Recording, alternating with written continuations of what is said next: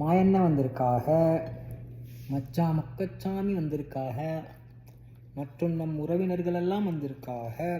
வாமா மின்னல் அப்படின்ற மாதிரி ஒரு 10 கிலோமீட்டர் ரன்னு, ஈஸியாக ஒரு 5 கிலோமீட்டர், ஹார்டாக ஒரு 5 கிலோமீட்டர் மூச்சை போட்டு ஓடி ஒரு 600 கேலரிஸ் பர்ன் ஆகிருக்கு.